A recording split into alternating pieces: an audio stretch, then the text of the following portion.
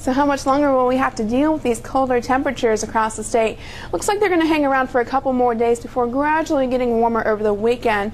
This is what's going on. This is what's helping us keep on the cold side. As we got high pressure extending all the way from Hudson Bay in Canada towards the Gulf Coast, and that's going to channel in some very cold air downward into the state. That's what's going to keep us on the chilly side for the next few days.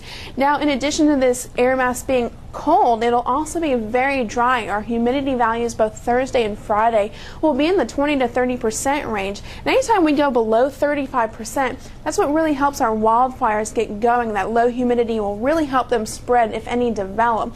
So with most of the state being below 35% both on Thursday and Friday afternoons, red flag warnings have been posted for pretty much all of Florida on Thursday, and with similar conditions expected on Friday, fire weather watches will turn into red flag warnings on Friday.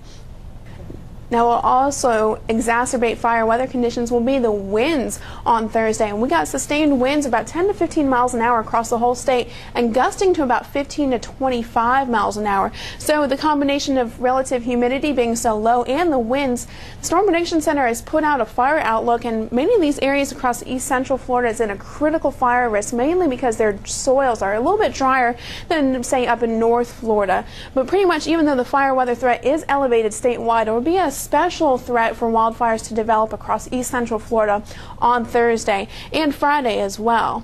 So we want to keep in mind our fire safety tips of cleaning out some of those dead leaves and palm fronds away from house and away from gutters. Also, with it being so cold, just remember to use safety when using any indoor heating devices. Of course, be very careful with bonfires and using your fireplaces tonight. Of course, always have a plan in case of fire in your neighborhood or in your business. Now, fire safety will be important not only during the day but at night, because our temperatures will be getting pretty chilly for this time of year. You can see temperatures overnight on Thursday and Friday night will get below freezing across much of North Florida, mainly areas north of the I-4 area, both Thursday and Friday night. Now, there are some other areas around the Lake Okeechobee area, inland South Florida, that could get below that freezing mark as well on Thursday night, and even possibly on the western coast of Lake Okeechobee on Friday night. Now, there could be a couple isolated pockets across Central Florida areas that could get close to the freezing mark tonight as well. So again, be very careful when using any indoor heating devices, and of course keep that jacket handy both nights. Now, our highs will also stay on the chilly side, about 15 to 20 degrees below normal for this time of year in March, with our highs struggling to get to the 60-degree mark on Thursday and then getting up into the lower 60s on Friday across North Florida, but then still remaining in the low to mid 60s across Central and South Florida areas. So very chilly as well, keeping up all the way into the end of our week and into our weekend. On Saturday, we'll start to warm up slightly. Still, our high temperature is about 10 degrees below normal, in the 60s for much of the state. And then on Saturday, our freezing temperatures continue to be possible, mainly across northwest Florida areas on Saturday night, with pretty much all the Florida Peninsula staying above the freezing mark Saturday night going into Sunday morning.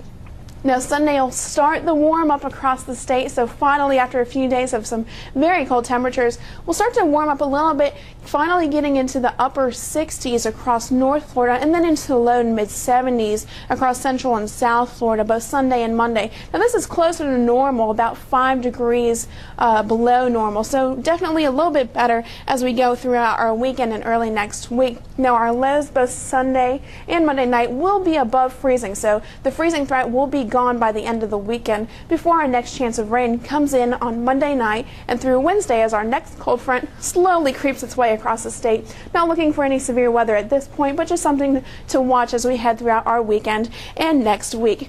And as always, for more information on weather for your area throughout the weekend, you can go to floridadisaster.org.